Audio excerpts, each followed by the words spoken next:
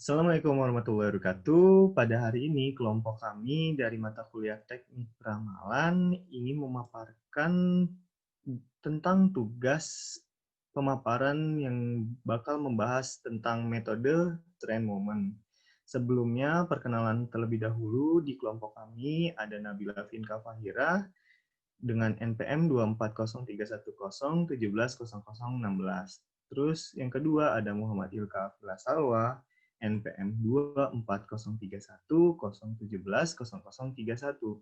Dan yang terakhir kelompok kami ada Firda Indriani dengan NPM 2403101700039. Nah, di sini sebelum kami menjelaskan tentang metode trend moment, mungkin kita menjelaskan dulu sedikit tentang peramalan. Apa sih itu peramalan? Jadi, forecasting atau peramalan merupakan suatu kegiatan untuk meramalkan keadaan di masa mendatang melalui pengujian di masa lalu. Metode ini dapat membantu pemilik suatu perusahaan untuk menentukan jumlah produk yang akan dijual setiap waktunya. Nah, masuk ke trend moment. Sebelum ke trend moment, mungkin apa sih itu trend sendiri? Nah, tren merupakan suatu gerakan atau kecenderungan naik dan turun dalam jangka panjang yang diperoleh dari rata-rata perubahan dari waktu ke waktu.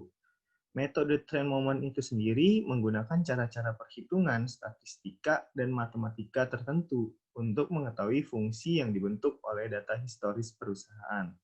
Metode trend moment adalah metode yang digunakan untuk membantu dalam melakukan peramalan penjualan untuk penjualan pada bulan dan tahun berikutnya. Langkah-langkah dalam peramalan berfungsi untuk menganalisa data yang terjadi pada masa lampau yang bertujuan untuk menghasilkan sebuah pola dari setiap data yang diperlukan.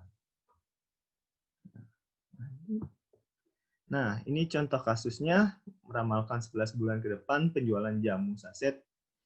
Data yang dimiliki saat ini adalah dari bulannya dan data penjualannya bisa dilihat di mana data dari trend moment yang sudah dibentuk ini bakal terlihat dari jumlah supply barang mana yang bakal dibutuhkan setiap bulannya. Gitu. Baik, sekarang kita akan masuk ke dalam kasus yang akan kita gunakan dengan menggunakan metode trend moment ini. Jadi pertama-tama kita siapkan dulu data dari data sebelum yang akan kita ramal itu.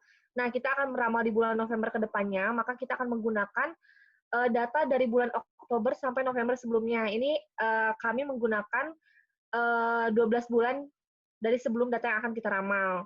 Kemudian kita mencari nilai Y. Y ini adalah data historis dari tingkatan penjualan masing-masing tiap bulannya. Nah, setelah nilai Y ini dicantumkan, kemudian kita mencari nilai X-nya. X ini adalah indeks waktu. Dia ini selalu berurutan dari 0 berdasarkan bulan yang akan diteliti. Maka dia diurutkan dari 0 hingga 11, karena ini kita menggunakan 12 bulan.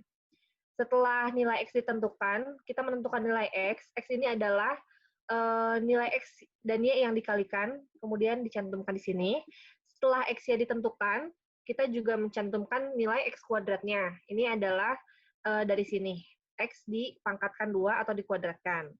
Setelah nilai penjualan Y atau X, XY, dan X kuadrat ini ditentukan, maka kita menjumlahkan seluruh datanya di bawah sini. Kemudian kita juga merata-ratakan nilai Y dan X-nya di bawah jumlahnya.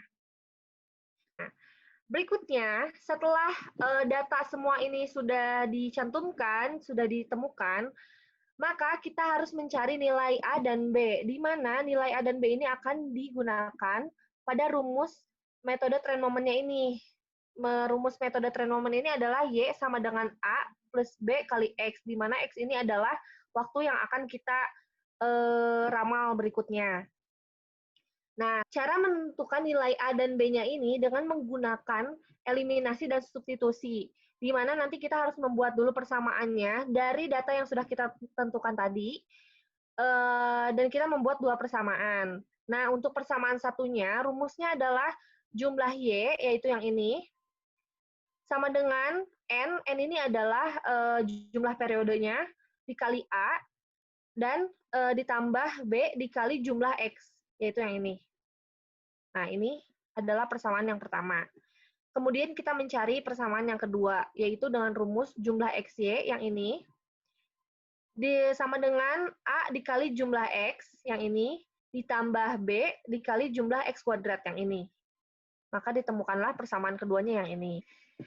Nah, setelah persamaan 1 dan 2 ditemukan, maka dilakukanlah eliminasi. Nah, persamaannya ini kita kalikan 12 dan kalikan 66 agar si nilai A-nya ini kalau dikurangin menjadi 0, agar kita bisa mendapatkan nilai B-nya ini. Nah, setelah dilakukan eliminasi, maka B-nya ini didapatkan 40,90. Nah, setelah metode eliminasi digunakan, berikutnya kita menggunakan substitusi untuk mendapatkan nilai A-nya. Kita tinggal memasukkan nilai B-nya ini ke dalam salah satu persamaan di atas ini. Maka kita akan mendapatkan nilai A-nya. Jadi nilai A-nya adalah 1897,21 dan nilai B-nya 40,91. Nah, selanjutnya kita dapat memasukkan nilai A dan B yang telah tadi kita tentukan ke rumus metode trend moment, di mana Y sama dengan A ditambah B dikali X. X ini adalah waktu yang akan kita ramal setelahnya, yaitu 12. Maka hasilnya adalah 2388. Selanjutnya, kita menentukan indeks musim. Nah, rumus indeks musim ini adalah rata-rata permintaan bulan tertentu dibagi dengan rata-rata permintaan per bulan, di mana rata-rata permintaan bulan tertentu kami ambil dari bulan November. Dan rata-rata permintaan per bulan dilihat dari rata-rata dari jumlah penjualan. Maka dihasilkan indeks musim yaitu 1,09. Selanjutnya, kita dapat menentukan nilai hasil ramalan tadi, di mana Y sama dengan indeks musim dikali Y yang pertama. Sehingga dihasilkan 2607. Sehingga dapat disimpulkan, hasil akhir dari peramalan penjualan jamu dengan menggunakan metode trend moment yang sudah dipengaruhi oleh indeks musim untuk peramalan penjualan jamu pada bulan November 2020 adalah sebanyak 2.607 saset jamu. Selanjutnya, kita dapat menguji ke 11 bulan berikutnya dengan mengulang langkah-langkah yang tadi telah kita bahas. Di hasil akhir dari peramalan penjualan jamu menggunakan trend moment adalah cenderung meningkat atau mengalami tren positif.